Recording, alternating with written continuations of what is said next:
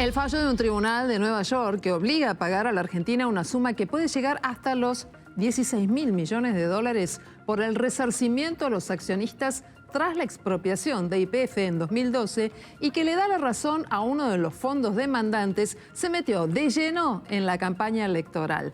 Desde la oposición salieron rápido a decir que la guita la ponga el kirchnerismo, mientras que Axel Kicillof, que en ese momento era ministro de Economía, sostuvo que este fallo judicial tiene tufillo electoral. La estatización de YPF y un fallo que genera una nueva pelea en la campaña electoral. Hola, buenas noches. Estas son las noticias a las 20:30. Luego del fallo en contra de Argentina por YPF, la portavoz del gobierno, Gabriela Cerruti, adelantó que la Procuración del Tesoro va a apelar la decisión. En paralelo, Axel Kicillof acusó a la justicia de Nueva York y también a los fondos buitres de propiciar un fallo absurdo en plena campaña electoral. La candidata presidencial, Patricia Bullrich, reclamó que el dinero para pagar debería salir, y esto es textual, de los kirchneristas. El ministro de Economía, Sergio Massa, convocó para el próximo lunes a las cabezas de la CGT, de la CTA y a las autoridades de la Cámara de Diputados a una reunión vinculada con el impuesto a las ganancias. Además, los gremios llamaron a movilizarse al Ministerio de Economía al momento de esa reunión. Mientras tanto, el titular de AFIP reconoce que el gobierno aún no tiene los votos para aprobar una eventual ley. Vecinos de Palermo y familiares de la víctima realizan una manifestación en el lugar donde fue asesinado el ingeniero Mariano Barbieri. Los manifestantes piden justicia y más seguridad en la zona, sobre todo durante la noche. Por el crimen hay 2 detenidos, entre ellos el supuesto agresor.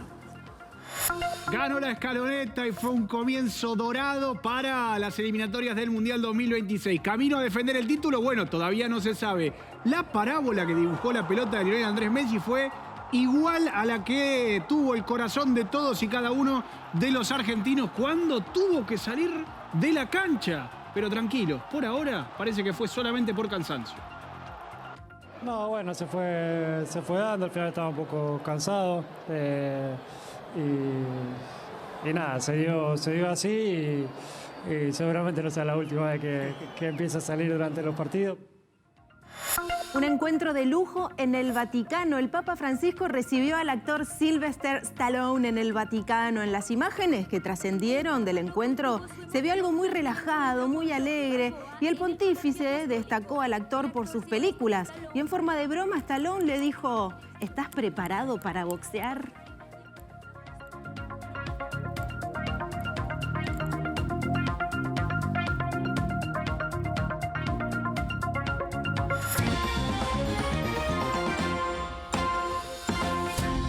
No nos queremos morir, es la última frase que dijo el ingeniero que fue brutalmente asesinado en la zona de Palermo. Por eso esta noche estamos con nuestro móvil allí trabajando junto a Joaquín de Berg, porque hay una movilización que bajo esta idea está reclamando que se haga justicia. Joaquín, te escuchamos, te vemos. Sí, Silvina, con esa frase, no me quiero morir, las últimas que llegó a pronunciar Mariano cuando ya estaba fuertemente dañado en el corazón, en la heladería acá en Libertad y la FINUR. Vecinos y familiares convocaron a esta movilización, sobre todo la familia, la viuda, el hermano y amigos, el entorno del ingeniero que están acá presentes con velas, pidiendo justicia a las autoridades actuales y a las que vengan para que estén cuidados. Y sobre todo están pidiendo que en el parque, donde sucedió el crimen, haya más iluminación, porque como vemos en este momento, realmente es una boca de lobo estos bosques. Estamos con amigos de Mariano que quisiera que repitan la carta que leyeron hace minutos, el espíritu de ese mensaje, por favor. La carta. La idea. Sí. Mariano era un ingeniero para todos ustedes, pero para nosotros era un amigo, un hermano, un hijo. Él era una persona que salió a pasear y a ver la luna. Otro podría haber salido a comprarse un helado, como lo hablaba recién con un periodista, y le arrebataron la vida. Le arrebataron la vida por un celular. No lo podemos entender. Y hoy nosotros estamos acá pidiendo por él, pidiendo justicia, pidiendo seguridad para poder evitar estas muertes que no tienen que suceder. Vemos el parque oscuro, no hay una luz, no hay cámaras, las periferias son lo único que consiguieron y la realidad es que, nada, hoy Mariano no está y hoy es Mariano y mañana puede ser cualquiera de nosotros. Él es una persona trabajador, normal, que salía todos los días y que buscaba un futuro mejor. Hablaban de Mariano como una persona alegre que siempre te recibía con un abrazo, daba alegría a la familia. Bueno, ahora lamentablemente este nene tan chiquito que no va a poder ver a su padre. No lo va a poder conocer, no va a poder crecer con él, no va a poder vivir lo que era el papá, que era un ser divino y que no se merecía que le pasara esto. Entonces nosotros lo que queremos es que no haya más Marianos, que su muerte no sea en vano, que sirva para que de una buena vez por todas cambien las leyes. Y nosotros lo decimos, es genérico, estamos pidiendo seguridad para todos y justicia para todos, todos y todos.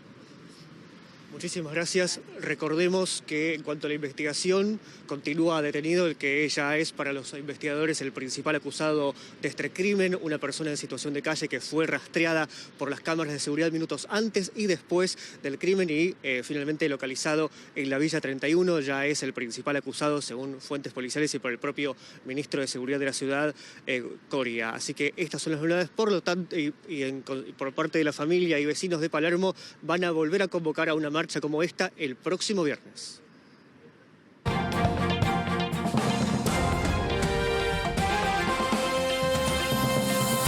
Tras 8 años de juicio, finalmente llegó el fallo en Nueva York, en Estados Unidos, contra la Argentina por la expropiación de YPF en 2012. La jueza de primera instancia de Nueva York, Loretta Presca, falló en contra del Estado argentino y no solo eso, sino que eligió la fórmula más cuantiosa, la fórmula más cara para pagar por supuesto daño económico contra accionistas minoritarios. ¿Cuánto tendrá que pagar Argentina según este fallo? 16.000 millones de dólares. 16.000 millones de dólares. Es el fallo más grande contra un Estado soberano en la justicia de los Estados Unidos. Esto se remonta a mayo de 2012, cuando el gobierno de Cristina Fernández de Kirchner con Axel Kicillof, de ministro de Economía, decidieron expropiar YPF con una ley del Congreso, hay que decir, con una ley también votada por un sector de la oposición. A partir de ese día, del 3 de mayo de 2012, corren los intereses y es la fórmula más cara, más onerosa para el Estado argentino. Esta es la jueza que falló contra la Argentina, Loretta Presca, que en su fallo tuvo palabras durísimas contra Kicillof. Durísimas, lo criticó duramente. Es un fallo que, bueno, va a dejar una pesada carga para la Argentina en caso de quedar firme. Y con ese dinero, 16.000 millones de dólares, que hoy Argentina hay que decir que no los tiene. Hoy Argentina no tiene ese dinero.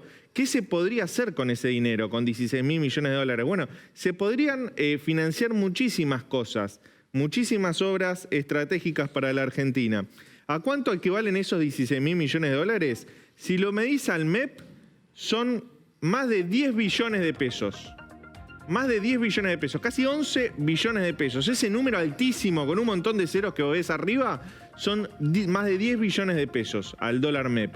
Estamos hablando de casi 100 millones de salarios mínimos, es decir, que Argentina podría pagar durante 2 meses salario mínimos para toda su población con este dinero. Estamos hablando de casi 6 gasoductos, una obra estratégica que el gobierno ha destacado tanto. Casi 6 gasoductos, Néstor Kirchner. Y también casi 10 veces el presupuesto que tiene Argentina en 2023 para salud. ¿Qué significa esto? Que con este dinero podríamos pagar el gasto nacional en salud durante una década, durante 10 años. A eso ascienden los 16.000 millones de dólares, un fallo que en caso de quedar firme tendría que pagar Argentina. Te repito, es el juicio más grande en la historia de los tribunales de Estados Unidos contra un Estado soberano y el condenado es la Argentina. Y tras este fallo que obliga a pagar un resarcimiento a todos aquellos tenedores que no tuvieron algún tipo de indemnización por parte del gobierno argentino, la política salió a generar repercusiones y son fuertes, por cierto.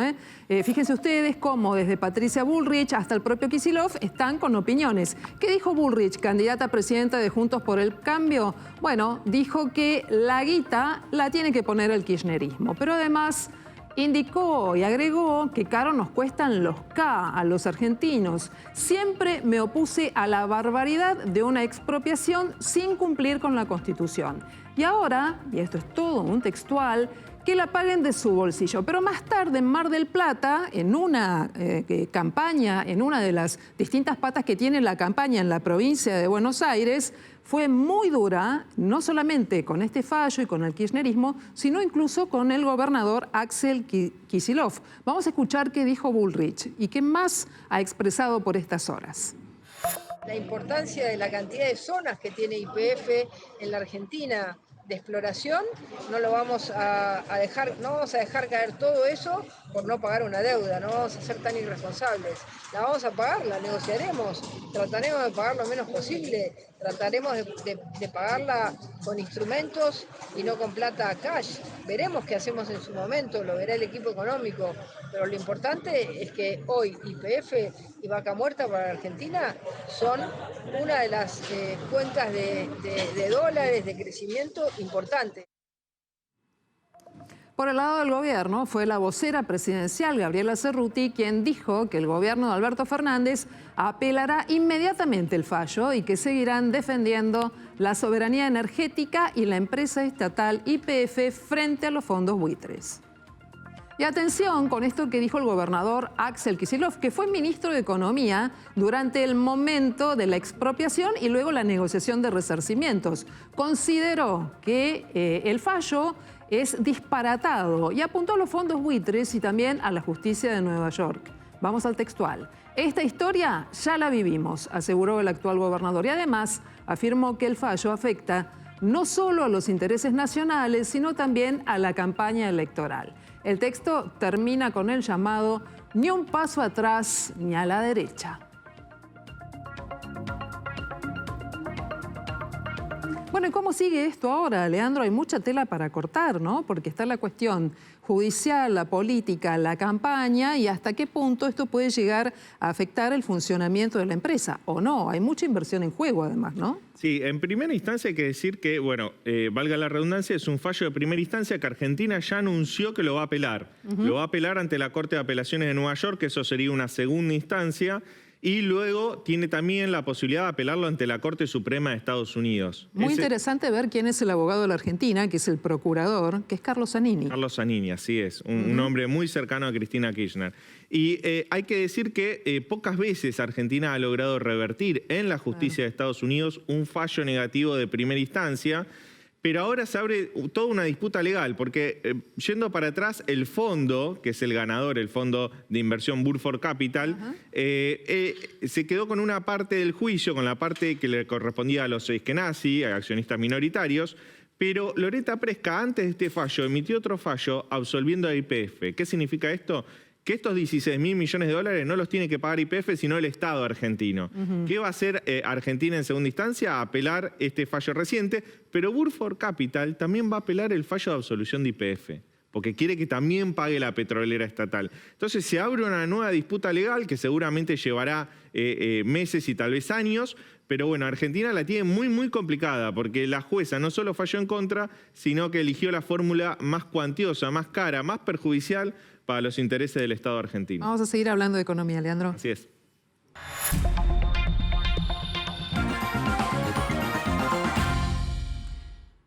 Unión por la Patria va a relanzar su campaña y en particular todas las actividades que tienen que ver con Sergio Massa, ministro de Economía y obviamente candidato. Atención a lo que va a pasar en Tucumán este fin de semana, ya desde esta hora, porque Sergio Massa está reunido con gobernadores peronistas que finalmente le van a expresar de una manera explícita y formal el apoyo a la candidatura presidencial. Para tener en cuenta, esto está pasando ahora mismo en el relanzamiento.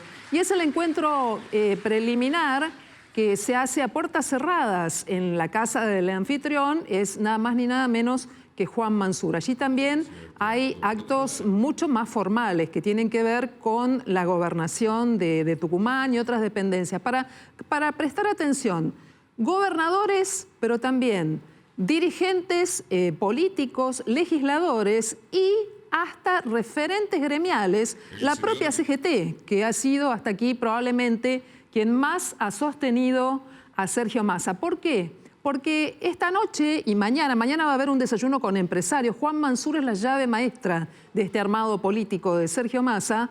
Se van a definir no solamente cuestiones de campaña, de estrategias, de fiscalización, sino que también habrá algunas cuestiones que permitirán avanzar en este proyecto de modificación del esquema de ganancias que ya anticipa no solamente una reunión para el próximo lunes, sino una movilización sindical. Bueno, allí distintos puntos para tener en cuenta. Sergio Massa, ¿qué es lo que dice por estas horas? Vamos a mirarlo. Hay cosas en las que el gobierno está en deuda y tiene que pedir perdón, porque hubo, digamos, gente que a lo mejor tuvo la oportunidad y no estuvo a la altura, y entonces, por ejemplo, en los momentos que pudimos acumular reservas no las acumulamos, ¿no? Digo, y esas cosas después las pagás. Tardamos mucho tiempo en renegociar la deuda con los bonistas y la deuda con el fondo, pero además en ese periodo seguimos pagando los vencimientos y en ese periodo, como no teníamos crédito externo, financiamos todo lo que era ATP, IFE, con emisión. Ahora, y hoy lo paga la gente con inflación. Eso no es pedir perdón. Entonces, si no tenemos la capacidad de hacer autocrítica y pedir perdón, ¿por qué la gente nos va a creer para adelante? Yo lo digo con absoluta libertad. Se enoje quien se enoje. Y en este caso hablamos de la oposición porque Horacio Rodríguez Larreta y Patricia Bullrich van a volver a mostrarse juntos. Este domingo se elige gobernador en Santa Fe y por eso en ese marco, mientras también se definen otras autoridades provinciales, el jefe de gobierno porteño y la candidata a presidenta de Juntos por el Cambio van a viajar para darle el respaldo al candidato a gobernador radical Maximiliano Puyaro. Van a estar en el búnker. Los dos dirigentes mantienen contactos en público y en privado con Puyaro. Esto quedó así en buena sintonía desde las PASO y conversan para poder integrar sus equipos durante la campaña de cara a lo que eventualmente podría ser y esperan sea un triunfo en esa provincia que permita un cambio de signo político. Santa Fe hace tiempo es gobernada por el peronismo. La ministra de Desarrollo Social de la Nación, por su parte, Victoria Tolosa Paz, reveló que Alberto Fernández y Cristina Kirchner decidieron correrse de la campaña presidencial del ministro de Economía, Sergio Massa. ¿Qué dijo Tolosa Paz? Bueno, que se trata de una estrategia para poder darle espacio y centralidad a Sergio Massa.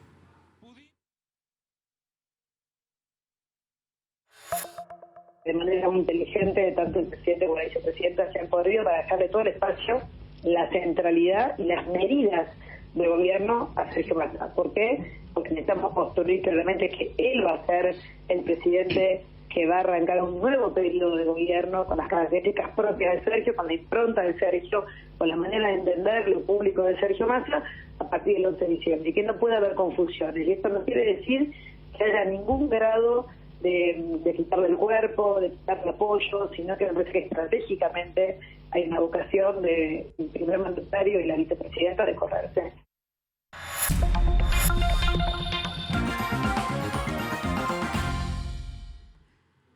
Deja de hacerte el pillo. Esta fue la frase que escribieron sobre una hoja para amenazar de muerte al jefe de la cárcel de Seiza. El escrito, que fue colgado en las rejas del domicilio de uno de los máximos jefes del complejo, tenía allí un dibujo de una persona ahorcada donde obviamente se sostenía la amenaza contra el jefe de esta área penitenciaria. Según informaron, podría tratarse de los Monos, que son integrantes de la temible organización narcocriminal rosarina. La investigación está a cargo del juez federal de Lomas de Zamora, Federico Villena. Y último momento, un fuerte terremoto se registró en la última hora en la zona de Marruecos y esto tuvo su implicancia en el sur de España. Según el Servicio Geológico de los Estados Unidos, el terremoto tuvo una magnitud de información preliminar de 6,8 grados en la escala de Richter y tuvo una profundidad de 18,5 kilómetros, muy superficial. Mientras más cerca de la superficie se registre el terremoto, más cantidad de daño sobre la superficie terrestre registra. Como les decía recién, se registró en la aldea de Adasil, situada al sudoeste de Marrakech, en la zona de Marruecos. El temblor se hizo notar en varias capitales de provincias españolas como Andalucía, y de inmediato las preguntas inundaron las redes sociales debido a que ya circulan imágenes de daños materiales en el norte de África y en el sur de Europa. La zona de Marruecos se encuentra localizada en la falla del Mediterráneo, y la última vez que este país tuvo un terremoto de gran magnitud fue en el año 2018. Así que ahí vemos ya imágenes que circulan en la última media hora, 40 minutos de gran destrucción. Vamos a ir actualizando la información a medida que se vayan conociendo las cifras de heridos o eventualmente de víctimas fatales. Y venimos a la República Argentina, donde no tenemos, por suerte, fenómenos geológicos de intensidad, pero sí fenómenos meteorológicos, porque hay alerta naranja otra vez para la cordillera de Mendoza, de San Juan y de Neuquén. Se espera que a partir de mañana a la tarde un nuevo frente frío llegue a la región y que va a provocar nevadas persistentes, moderadas e intensas. Se espera entre el sábado a la tarde y todo el domingo una acumulación de entre 1 metro y 1 metro y nieve acumulada. Esto va a complicar mucho más la situación. Recordemos que hay casi 10.000 vehículos, camiones en su mayoría varados, esperando pasar hacia la República de Chile, y desde Chile en el paso Los Libertadores hacia la República Argentina. Estimamos que las precipitaciones van a estar rondando los 200 a 300 milímetros durante el fin de semana. Claro, todo esto vendrá acompañado de intenso viento y de probabilidad de viento blanco, debido a que ese viento tan fuerte levanta la nieve que ya está acumulada y reduce mucho la visibilidad. Por eso Vialidad Nacional corta la ruta 7 camino a Chile. Y acá vemos en el último pronóstico de Meteorred en colores verdes prácticamente toda la cordillera de la Patagonia y sobre todo de la provincia de Neuquén y de Mendoza, va a acumular, acá ven, en color amarillo, más de 70 centímetros de nieve solo durante el día sábado. Realmente un mes de septiembre muy atípico, porque ya en este mes las nevadas suelen ser más débiles, suelen aflojar, y bueno, en esta ocasión el frío entró tarde a partir de junio, y ahora estamos empezando la primavera con bajas temperaturas en toda la región central del país.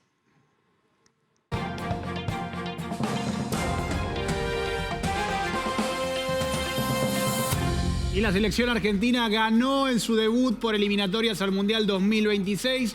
Fue un partido ajustado, para nada lucido, con algún que otro raspón y sin la mejor versión de cada uno de sus futbolistas, que llegaban bastante ajetreados y con un calendario bastante cargado encima. Fue por la mínima, es cierto, ante Ecuador, un rival no muy exigente, y en el Monumental, con la presencia de una verdadera multitud. Varios puntos altos pese a esto.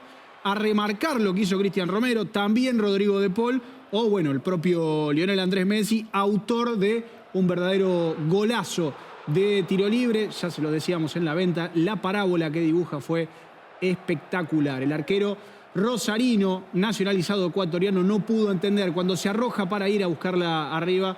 La pelota termina clavándose en el ángulo inferior y hace que quede tan estupefacto como cualquiera de los que estaba observando esta propia jugada. La escaloneta no lució, pero ganó y le alcanzó, que es lo importante. Tenemos números para remarcar, para repasar, y por eso es importante tenerlo en cuenta. Es la selección récord. Cada partido demanda algo distinto a tener en cuenta. Argentina lleva 11 partidos invicta, lo recuperó después de la derrota ante Arabia Saudita por el Mundial. 9 victorias y 2 empates. Por eliminatorias, atención, Scaloni nunca perdió como director técnico. Y Enzo Fernández, el muchacho que fue figura en Qatar 2022, hizo su debut.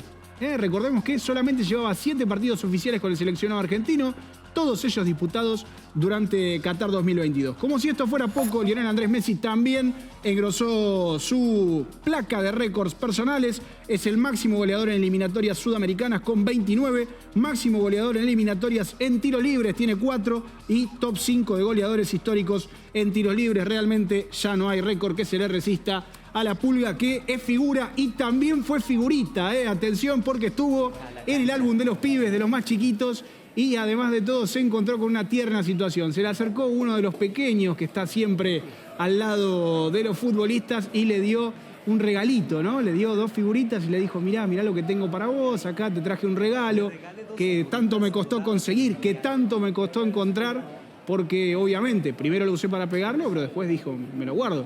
Se lo quiso dar un asistente Messi y el Dibu dijo, no, pará, ¿qué asistente? Dejá, yo me lo guardo. ¿Dónde lo puso el Dibu?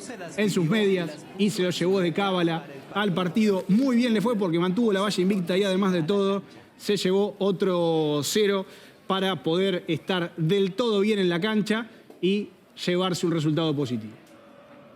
El que no estuvo del todo bien en la cancha por alguna contractura, por alguna dolencia, y bueno, veremos qué arrojan los análisis pertinentes, fue Lionel Andrés Messi, que se retiró por segunda vez en el ciclo Scaloni, pidió el cambio y se fue antes de que se cumpla el tiempo reglamentario. Pero como dijo el Chapulín, que no panda el cúnico, porque todavía contamos con la astucia de Lionel Andrés Messi, según él mismo lo confirmó y lo ratificó también Lionel Scaloni tiempo después en la conferencia de prensa. Te tocó salir hoy en el segundo tiempo, faltando pocos minutos. Digo, eso estaba hablado, estaba arreglado, fue linda la ovación también. No, bueno, se fue dando, al final estaba un poco cansado. Y nada, se dio así y seguramente no sea la última vez que empiece a salir durante los partidos, pero me sentí muy bien y bueno, como dije recién, fue un partido difícil de jugar, muy físico, muy duro, pero me sentí bien. Es la segunda vez en tu ciclo que Lionel Messi no completa todo el partido. La otra había sido con Nicaragua. Te quiero preguntar si esto es algo a lo que por ahí tenemos que acostumbrarnos o si se debió a alguna cuestión en particular. No, me pidió el cambio él, si no, no lo saco, evidente. Pero después evaluaremos a ver qué tiene, pero pidió el cambio él. Ted Cruz, un senador norteamericano muy allegado a Donald Trump, le pidió una vez más al presidente de los Estados Unidos, Joe Biden, que haya una sanción para la vicepresidenta Cristina Kirchner. ¿Por qué? Por actos de corrupción. Allí Ted Cruz, insisto, un hombre muy próximo a Ted Turner, cuestionó muy duramente al responsable de la función norteamericana para América Latina, allí en el Departamento de Estado, porque entiende que salvó, según sus palabras, a Cristina Kirchner de los castigos que prevé la ley de los Estados Unidos. In Argentina, the federal judiciary found Cristina Fernández, Argentina's former president and current vice president, guilty of overseeing and profiting from fraudulently issued government contracts to her associates for public works. No one denies, and in fact, Argentina's courts have confirmed Cristina Fernández is a kleptocrat. She has been indicted for obstructing investigations into Iranian terrorism. Why has the Biden administration not sanctioned her? Mike nos había anticipado en los títulos que el Papa Francisco recibió al actor Sylvester Stallone, que hubo allí hasta alguna cuestión divertida. Contanos un poquito más, Maya, a ver de qué se trata todo esto.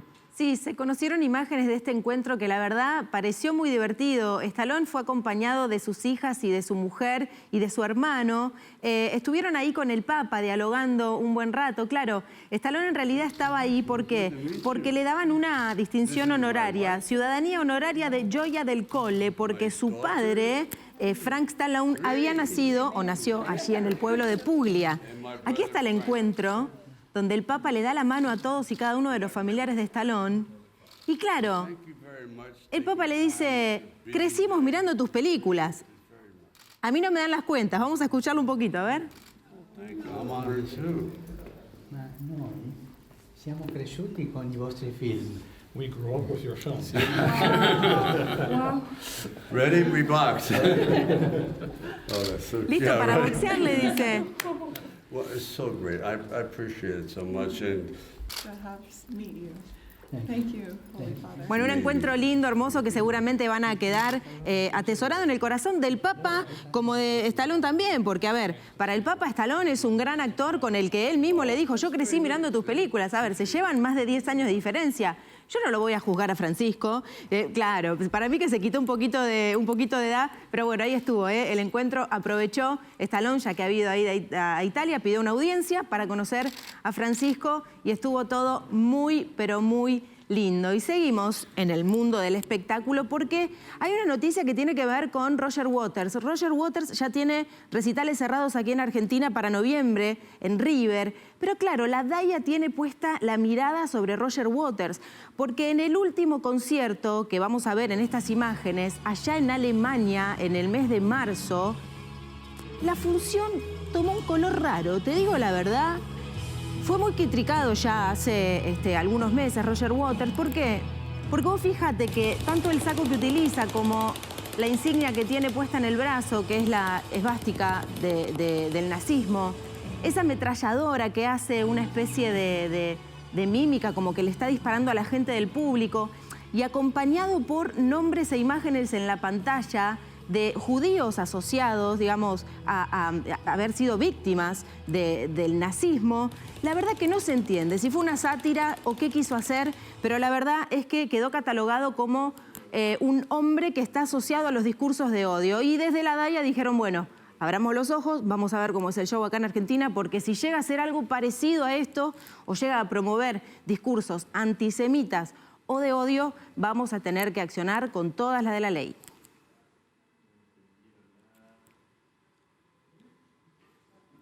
Cuando volvamos de la pausa, vamos a tratar un tema que estoy segura que te va a interesar y tiene que ver con el impuesto a las ganancias. ¿Qué va a pasar con este impuesto? ¿Desaparece? ¿Se modifica?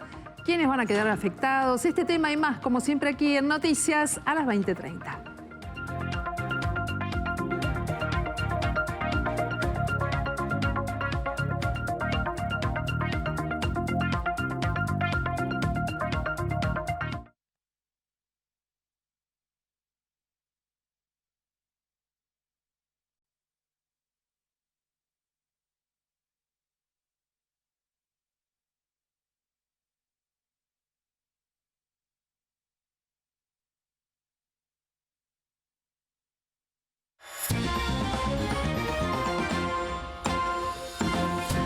El tema es el impuesto a las ganancias. Hoy fue un día con mucha movida alrededor de la posibilidad de que puedan surgir cambios, tanto desde la modificación del mínimo de imposición hasta la aspiración de máxima del gremialismo que tiene que ver con que este impuesto desaparezca. Bueno, Sergio Massa hoy reunió a su gabinete económico, hizo llamados telefónicos, tuvo contacto con dirigentes sindicales y además llamó una reunión para el próximo lunes a las 5 de la tarde en el Ministerio de Economía. Vamos a hablar con Leandro de este tema para saber de qué va esto, porque está la gestión, la política, pero un momento muy delicado para los ingresos del país también, ¿verdad? Sí, así es. Esto es una promesa de campaña, tal vez de Sergio Massa, lo dijo esta semana, el hecho de eliminar el impuesto a las ganancias. En Argentina hoy el mínimo a partir del cual se pagan impuestos a las ganancias son salarios a partir de 700.000 pesos brutos. Esto fue 3 veces modificado durante el año, producto de la inflación. Para subir el mínimo del monto no imponible, justamente el piso, hace falta un decreto. O sea, es una decisión administrativa del Poder Ejecutivo. Para eliminar el tributo o para modificar el tributo necesitas una ley, tiene que pasar por el Congreso. En el gobierno había 2 hipótesis. Una es elevar justamente el monto no imponible. Se hablaba de elevarlo a 1 millón de pesos bruto. También se hablaba de elevarlo a 2 millones de pesos bruto. En ese caso quedarían formalmente excluidos la gran mayoría de los asalariados. Pero también la otra versión que había era de enviar un proyecto de ley al Congreso a partir del lunes, a partir de esta reunión que va a haber a las 17 horas, con la presión de la CGT, con los trabajadores movilizados al Ministerio de Economía, enviarlo al Congreso a ver qué sucede allí, qué sucede con la oposición en un contexto de campaña electoral. Recordemos a Patricia Bullrich, Ritondo dijeron manden el proyecto que se lo votamos, y ver qué pasa con eso. Quien explicó la situación tal vez mejor que nadie fue el titular de la AFIP, Carlos Castañeto, que dijo podemos mandar el proyecto a Congreso pero hoy no tenemos los votos. Vamos a escucharlo. Primero porque no tiene potestad delegada a través del Congreso a anular impuestos a las ganancias. Solamente el que puede anular impuestos a las ganancias es una ley Claro, yo creo que Sergio lo va a mandar antes de ser presidente, porque es un debate que tiene que ser profundo, vuelvo a insistir, son fondos coparticipables, es una decisión política que no corre solo de parte del ministro, sino también en un total acuerdo con los gobernadores, cosa que sus legisladores puedan votar este proyecto de ley. Bueno, y esta noche, hace minutos, estaba chequeando un último dato, tiene que ver con que así como la CGT, te dije hace unos minutos nada más, ha sacado un comunicado respaldando la posibilidad de que se elimine el proyecto, que se elimine el impuesto a las ganancias. Recién la CTA, que lideran los gremios más alineados con el kirchnerismo, con Hugo Yasky a la cabeza, Roberto Baradel, que de hecho viajaron a la provincia de Tucumán, también señala que se debe respaldar esa eliminación. Y por eso convocan, al igual que la CGT, a esta movilización para el próximo lunes a las 18 horas a la calle Hipólito Yrigoyen 250. La CTA tuvo distintas conversaciones con Sergio Massa. Hoy hubo una serie de contactos a propósito de esta invitación que se les lanza a los dirigentes sindicales y a los diputados, a las autoridades de la Cámara de Diputados. ¿Por qué diputados? Porque cada modificación que se hace de impuestos sí o sí debe tratarse primero en la Cámara Baja, allí donde el oficialismo la tiene más difícil, ¿sí? Para ver si hay avances o no con esta línea. La CGT considera que la eliminación en la cuarta categoría es fundamental, que no solamente debe ser un tema de campaña, sino que tiene que proyectarse luego a otras cuestiones ligadas al empleo y a los ingresos. De hecho, buena parte de la dirigencia sindical esta noche, como te contamos, viajó a la provincia de Tucumán. La ministra de Trabajo, Kelly Olmos, que estaba trabajando esta tarde junto al ministro de Educación, fue llamada de urgencia de Economía. Se habló del tema de la modificación de ganancias, de la probable eliminación, si finalmente se acuerda de esto políticamente, y también viajó a la provincia de Tucumán. Diálogo con los gobernadores, mañana con empresarios, para tratar de ver si esto es posible. ¿Cuántos trabajadores afectados? ¿Cuánto se recauda por el impuesto a las ganancias? ¿Cuánto se dejaría de recaudar? ¿Y cómo impacta esto al fisco, al Tesoro, en momentos en los cuales se negocia con el Fondo Monetario Internacional? En fin, Máximo Kirchner también está jugando en esta cuestión. Hubo una larga conversación durante los últimos días entre Sergio Massa y la vicepresidenta Cristina Fernández de Kirchner, hablando de distintas cuestiones que tienen que ver con la política, con la campaña, con la economía. Y este es uno de los temas que se están jugando por estas horas. Veremos el lunes a ver qué es lo que pasa después de esta reunión de fin de semana en Tucumán, que es considerada clave. Pero los temas de economía también tienen en cuenta otras aristas como el dólar. Leandro tiene muchos detalles para contarnos sobre esto. El dólar volvió a traer alivio al gobierno, al Banco Central. Hoy volvió a caer el dólar blue, como sucedió en toda la semana. Se ha encadenado una serie de ruedas que han sido muy positivas para el gobierno en términos cambiarios. ¿Cómo cerraron las cotizaciones hoy? Bueno, hoy el dólar blue cayó 10 pesos, cerró en 710 pesos. Y el MEP y el contado con liquidación también tuvieron movimientos tranquilos, calmos. ¿Qué está pasando en la plaza cambiaria? ¿Por qué cae el dólar? Recordemos que en su momento tocó los 800 pesos, ahora 710 pesos. 800 pesos fue el precio de pánico, la cotización de pánico. Ahora hubo una corrección cambiaria. Dicen en el mercado que esto sucede, la baja del dólar, justamente por el nuevo esquema del dólar soja. Ahí lo vemos en pantalla, cayó 10 pesos el blue, el MEP cerró en 673 y el contado con liquidación 741. ¿Qué está trayendo cierto alivio al dólar? Por un lado, el nuevo esquema del dólar soja, que está aportando mayores liquidaciones del campo y que el Banco Central pueda volver a comprar divisas para las reservas. Luego hay una corrección en el tipo de cambio. Como te decía, 800 pesos era un precio de pánico. En algún momento iba a corregirse eso. 710 pesos tiene más que ver con la realidad económica argentina. Y también la otra cuestión que está pasando es una rotación de carteras de inversión. ¿Qué significa esto? Gente que había invertido en bonos o en activos financieros para cubrirse de una devaluación, dice, bueno, la devaluación ya pasó el 14 de agosto, luego de las PASO, ahora lo que quiero hacer es activos que me cubran de la inflación, porque luego de esa devaluación hay un pase a precios de esa devaluación y yo quiero algún bono SER que me cubra ante el aumento de precios. Esa rotación de carteras también le quitó presión a la divisa estadounidense y le trajo cierto alivio, como te decía, al Banco Central.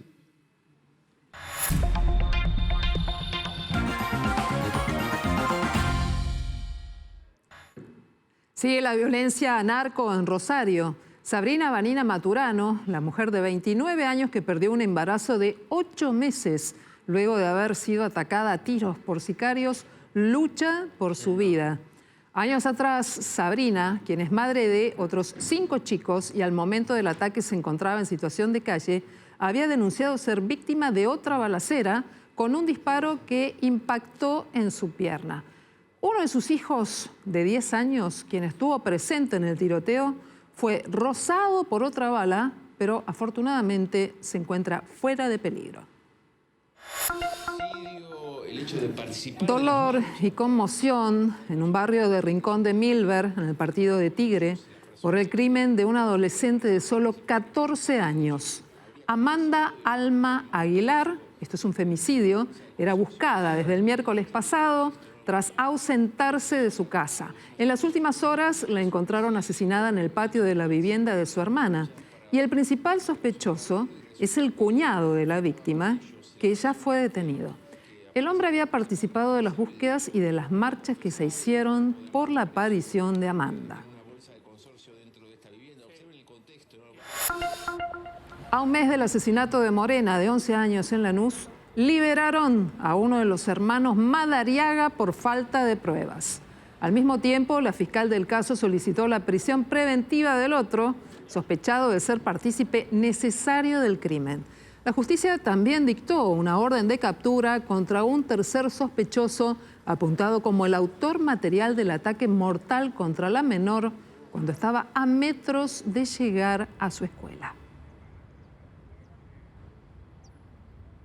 Y un impresionante temporal se estuvo registrando en las últimas horas sobre la región de Hong Kong. El Servicio Meteorológico de China informó que se registraron 600 milímetros de precipitación acumulada en un periodo de 24 horas y es un récord absoluto desde que hay registros en ese lugar en 1884. Vean las imágenes porque son impresionantes. 1,5 metros hasta 2 metros de altura, el agua acumulada en algunas calles. Había imágenes también de shoppings completamente inundados. Ya se confirmaron 2 víctimas fatales, hay varios miles de evacuados en varias regiones y barrios, sobre todo de las afueras de Hong Kong, y el servicio meteorológico de ese país emitió una alerta negra, que es el top, es el alerta que supera al rojo que se emite una vez cada fenómeno severo o muy extraordinario que se registre. La última vez que se había emitido un aviso de alerta negra había sido en el año 1997. Vuelve entonces a llover durante las próximas horas en esa región de Asia. Esa misma región fue la afectada por 2 tifones durante los últimos 2 meses. Realmente muy castigado la región de Asia con intensas precipitaciones en este verano del hemisferio norte. Y venimos para el continente americano porque en la región del Caribe el huracán Lee es el primero en alcanzar la categoría 5, es la más alta en la escala Saffir-Simpson y con vientos sostenidos de 250 kilómetros por hora, con ráfagas que superaron los 360 kilómetros por hora. Lo que les estoy mostrando en este momento era un avión cazahuracanes de la Administración Oceánica y Atmosférica que trató de ingresar al ojo para registrar mediciones de presión. 930 hectopascales, una presión bajísima fue la que se midió en el centro del huracán Lee y se espera que pase al norte de las Antillas Menores y posteriormente se desplace hacia el noreste de los Estados Unidos, ya convertido en tormenta tropical y no como huracán. Y ahora vamos a ver eso, lo que les estoy mostrando, olas en Estados Unidos, la región costera de California que puede visualizar olas luminiscentes, luces en el agua. Realmente un fenómeno muy poco habitual. El fenómeno tiene una explicación muy sencilla que la dan, por supuesto, los biólogos y no los meteorólogos. Se trata de la acumulación de una microalga que emite luz con el movimiento. Cuando millones de estas se concentran en algún punto y reciben el impacto de las olas, a través de una reacción química emiten una luz azul como la que les estoy mostrando en esos videos. El fenómeno, bueno, es un fitoplancton microscópico y esa maravilla de la naturaleza son la que aprovechan los surfistas durante horas de la noche cuando una vez cada tanto se pueden visualizar dependiendo de la región del planeta en la que estemos. Cuando volvamos de la pausa vamos a seguir hablando de los temas que te interesan. Hay muchas novedades esta noche de viernes. Atención, una noche muy movida en todos los campos, el político, el económico, el sindical. Así que quédate con nosotros en este último tramo de noticias a las 20:30.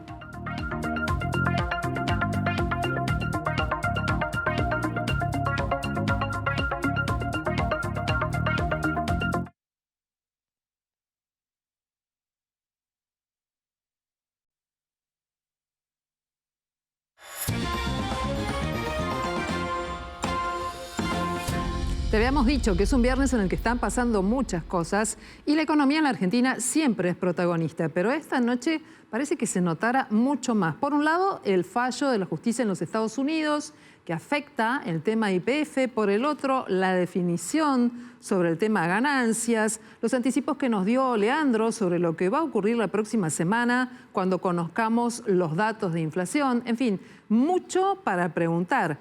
Los impuestos, temas sensibles si los hay. Bueno, quiero saludar y agradecer al contador Guillermo Locane, que es contador y un reconocido tributarista, que esté esta noche aquí con nosotros en el Noticias a las 20:30, porque la primera pregunta, Guillermo, tiene que ver con que nos des tu mirada a propósito de lo que ha pasado hoy con el fallo de la justicia de los Estados Unidos. El gobierno anticipó que se va a apelar la decisión de la jueza Loretta Preska, que primero no está de acuerdo con el fallo, segundo, mucho menos con pagar 16.000 millones de dólares, y queda allí un fondo, ¿no? El fondo Budford que accionó y que obtuvo esta respuesta. ¿Cómo ves este fallo al que el gobernador Kicillof dice tiene tufillo electoral? Hola, buenas noches. Bueno, gracias por la invitación. Sinceramente el tema es un tema gravísimo, no solamente por el importe, sino por cómo hemos llegado hasta aquí. Partamos de la base que fue una decisión, es decir, en la administración pública, todas las oficinas que tienen una cierta capacidad de decisión tienen lo que se llama el servicio jurídico. ¿Qué significa? Que ningún participante del sector ejecutivo, ninguno firma ninguna resolución si no es que tiene el acuerdo de su servicio jurídico, que le dice está ok, hágalo porque está de acuerdo a la ley. ¿Me explico? Esto desde hacer una licitación hasta hacer una expropiación. Habría que ir a leer exactamente cuál fue el asesoramiento que recibió la primer mandataria en ese momento para tomar una decisión de esta que nos trajo hasta este fallo de monto impresionante. ¿Se entiende lo que quiero decir? O sea, las malas decisiones provocan serios problemas a corto, mediano o largo plazo. La forma equivocada de resolver un tema, que puede estar justificado desde el punto de vista jurídico, desde el punto de vista público, desde el punto de vista de los beneficios o los intereses del Estado, tiene que estar de acuerdo con una legislación. No podemos alejarnos del mundo tanto como para ignorar que en algún momento alguna ley estamos vulnerando si no es que procedemos como se procede en el mundo. ¿Me explico lo que quiero decir? Sí, hay un punto acá, porque el Parlamento argentino produjo dos leyes. 2012 fue la expropiación que se hizo de la compañía y fue votada por el oficialismo y la oposición. 2014 se puso mucho más tensa la cuestión porque allí se tenía que aprobar cómo generar un resarcimiento por la expropiación, en este caso al grupo Repsol, donde Repsol renunció a sus reclamos en tribunales internacionales. El tema es que no hubo resarcimiento para los otros accionistas, ¿no? Y allí, ahí aparece Budford y allí aparecen los reclamos y todo el tema del tribunal, ¿no? Claro, antes que Budford, en realidad, el accionista minoritario que era en ese momento la familia Eskenazi, no nos olvidemos. No nos olvidamos, claro. No, por supuesto, estoy seguro que sí, lo que fue un recurso dialéctico lo que quise decir, porque en realidad el fondo aparece comprando un juicio, ¿se entiende? Claro. El fondo lo único que hace es decir, jugar con sus cartas sobre la mesa y decir, bueno, vos sentís que familias que nacen, sentiste que fueron perjudicados por la forma en que se expropió y cómo se resarció a los accionistas. Sí, ¿tienen capacidad para hacer un juicio de esta naturaleza? No sé. Bueno, te compro el juicio. Así fue. Guillermo, ¿no es contradictorio que justo el mismo día que se conoce este fallo, que la Argentina tendrá que pagar 16.000 millones de dólares, todavía faltan otras instancias, pero bueno, el fallo está, y en un momento en el cual la Argentina está en un acuerdo con el FMI que le implica tener que ajustar el déficit fiscal, por lo menos llevarlo al 1,9% del PBI, en ese mismo día, en ese mismo contexto, desde el gobierno digan que van a eliminar el impuesto a las ganancias, es decir, que van a desfinanciar al fisco? Bueno, pasamos a otro tema, en realidad. Estamos pasando a un tema que, en realidad, quiero decir, el tema del impuesto a las ganancias y es un caballito de batalla que viene montando el candidato a presidente y ministro de Economía desde hace rato. Parecería que, no quiero faltar en el respeto, que de lo único que entiende en tema impositivo es del impuesto a las ganancias, porque tiene el mérito de haberse ocupado.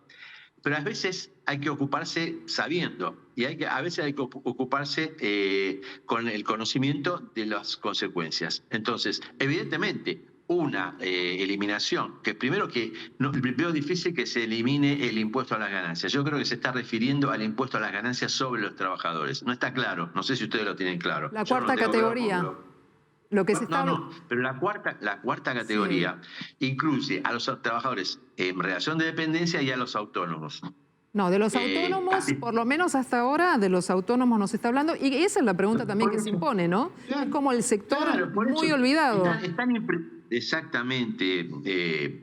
Es tan imprecisa la información y es tan técnico el tema que yo tengo que pedir disculpas porque evidentemente, y por eso pienso que a lo mejor nos llamaron a nosotros, porque para cierta claridad, es decir, el caballito de batalla de los políticos de los últimos tiempos, de los últimos años, ha sido el impuesto a las ganancias sobre los trabajadores en relación de dependencia. Los autónomos son los olvidados del sistema, los perjudicados. Siempre que ha habido algún beneficio, ha sido para los trabajadores en relación de dependencia. Esto no es una queja es simplemente una realidad. ¿Por qué? Porque son los que tienen mayor capacidad de lobby, mayor capacidad de hacer ejercer sus derechos sindicales, en fin. Entonces, el impuesto a la ganancia a su vez está comprendido por la ganancia sobre las empresas, ya sean las grandes, las pequeñas o las medianas. ¿Está claro? Entonces, decir el título, eliminar el impuesto a las ganancias significa que, ¿qué hacemos? ¿Le sacamos el impuesto a las ganancias a todos? ¿A los empresarios? ¿A las empresas también? No sé. ¿Le sacamos el impuesto a las ganancias a los autónomos? No sé. ¿Le sacamos el impuesto a las ganancias a los trabajadores en relación de dependencia? Es muy fácil. Se aumenta el mínimo disponible. No hace falta ninguna ley, ningún decreto. Es decir, sale por decreto. Pero no es una cuestión que tan rimbombante como el título lo aparece frente a los ojos. Bueno, Guillermo, depende cómo lo mires, porque viste que hay toda en política y toda una cuestión que dice que el trabajo no es ganancia, ¿no? Viste que hay todo un sector que lo considera de esta manera, una posición filosófica, el trabajo no es ganancia. Tal vez tenga que ver en campaña con este punto, ¿no? Y después queda la otra parte olvidada que son autónomos. ¿Y qué hacen? ¿No son trabajadores los autónomos? Y tendrás que preguntárselo a Massa, a todos se lo preguntamos. Pero hasta ahora... Son trabajadores los autónomos. Vos estuviste muy... El autónomo es el dentista, el autónomo es el contador, el periodista, en fin. Entonces, está en la distorsión, que yo escribí hace unos años, muchos, lamentablemente hace demasiados años, un libro que se llama La novela del mínimo no imponible. Hoy estuviste muy picante en Twitter, ¿eh? ¿Cómo era ese tweet? No, porque sinceramente me enerva que yo propongo que si queremos ser novedosos en materia tributaria, le pongamos un impuesto a la casta. Porque, en definitiva, los impuestos, los trabajadores, ya sea en relación de dependencia, como autónomos, que justifican su actividad y pagan el impuesto porque generan un beneficio para la sociedad, que la sociedad se los reconoce, ya sea a través del sueldo que se le paga porque la empresa se lo paga, porque el Estado se lo paga, en fin, por distintas razones, eso trae un beneficio. Que paguen menos impuestos a la ganancia es muy sencillo. Viene desde la época de la Revolución Francesa. El mínimo no imponible nació con la Revolución Francesa.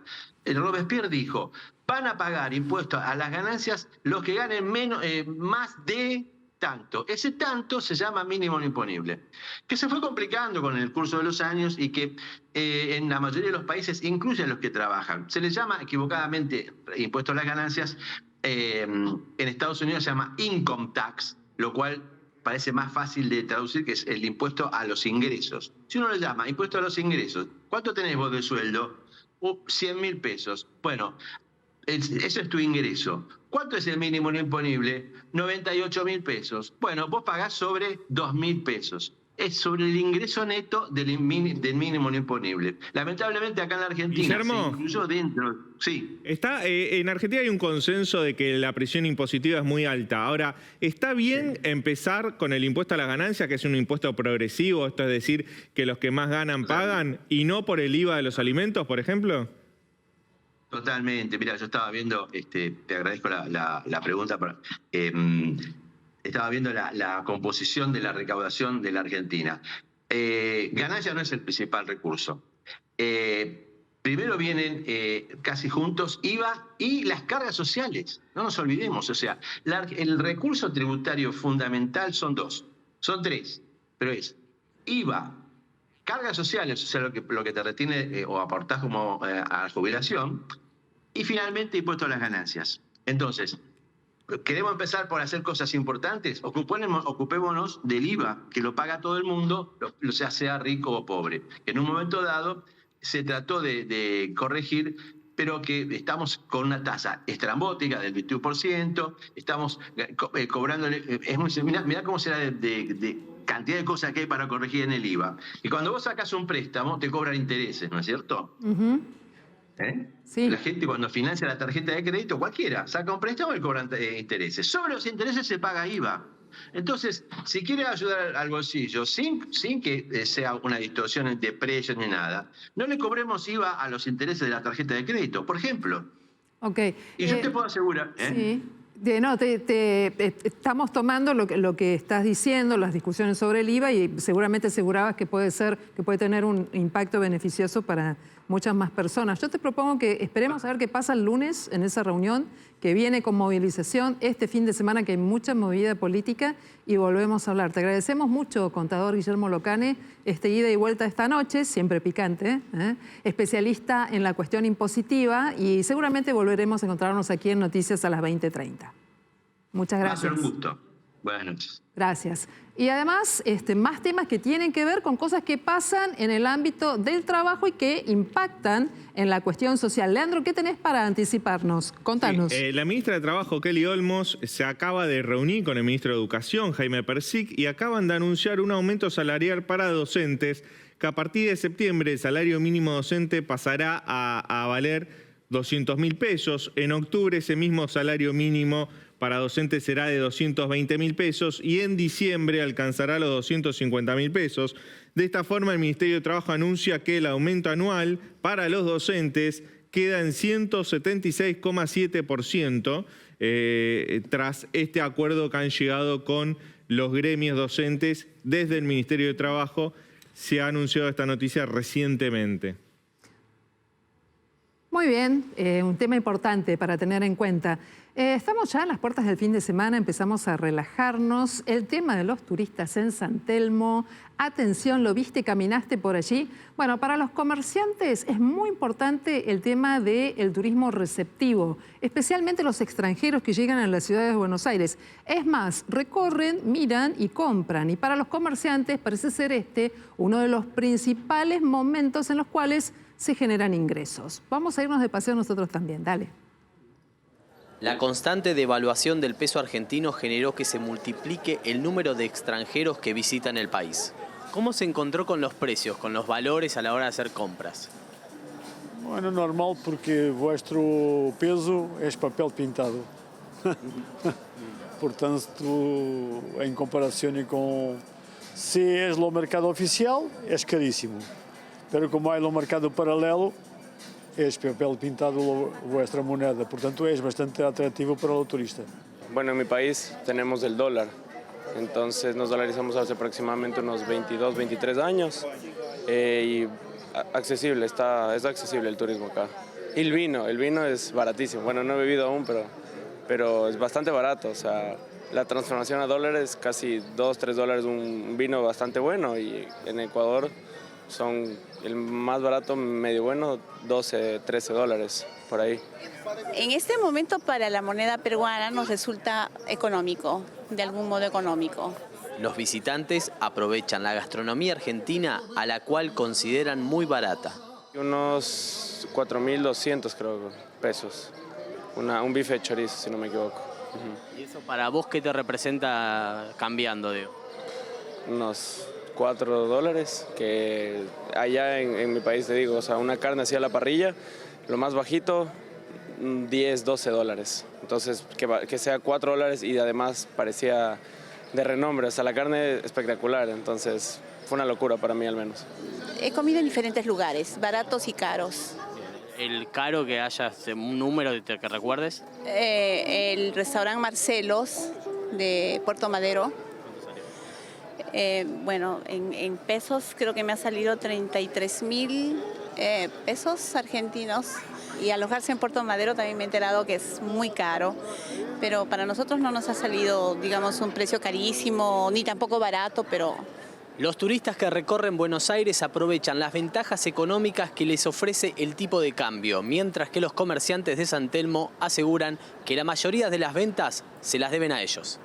Sí, mayormente son turistas, también vienen nacionales, pero no tanto como se supondría. Claro. Mayormente por los precios, capaz, se es más favorable para el turista. ¿Te han comentado que les parece muy barato acá lo que venden? Es lo primero, que te dice, ay, cualquier cosa que te dice, ay, esto es mucho dinero, pero le das 100 dólares y te lo cambian y te dicen, ay, pero es que no es nada para mí. Y te quedas como que, gracias por la economía de mi país, pero bueno, sí. Con una moneda más fuerte que el peso, los turistas se pasean por el barrio más caro de la ciudad de Buenos Aires, sabiendo que el país está regalado. Bien. Antes de conocer qué va a pasar con el clima este fin de semana, Nacho tiene una información que te va a sorprender. Nacho, contanos cuál es. Bueno, encontraron al tiburón más viejo de la Tierra. Tiene más de 500 años. Según la revista Science Alert, el tiburón de Groenlandia, visto en el año 2016 y ahora encontrado, puede haber nacido en el año 1505. Están escuchando bien, un año antes de la muerte de Cristóbal Colón. Es un tiburón de crecimiento lento, ya que aumenta 1 centímetro por año. Y es una especie que puede alcanzar a medir 550 centímetros. Se había desorientado, lo encontraron en las costas de Belice. Este normalmente vive sobre el Océano Atlántico Norte o en el Ártico, es decir, cerca de Groenlandia, y fue encontrado en las aguas cálidas del Mar Caribe. Así que más de 500 años este tiburón, muy longevo. Bueno, y ahora sí les digo el pronóstico del tiempo, porque viene sin lluvias el fin de semana, segundo fin de semana de septiembre sobre la ciudad de Buenos Aires. Ahora 15 grados 5 décimas marca el termómetro. Tenemos un periodo de nubosidad en aumento que va a pasar entre la noche y la madrugada sin lluvias, pero sí con mucha cobertura nubosa. 16 grados en promedio para lo que resta de la noche. El viento leve del oeste, la humedad 62%. Mañana vamos a amanecer con una mínima de 9 grados todavía, tiempo fresco, Silvina, el cielo parcialmente nublado, el viento leve del sudoeste, la humedad alta, 78%. Pero a disfrutar de mañana a la tarde, porque la temperatura máxima primaveral, 21 grados va a marcar el termómetro. Al fin llegó la primavera, algo de nubosidad, pero con mucho sol, el viento rota al sector norte. Y en la noche, tiempo fresco, aunque agradable, 16 grados la temperatura.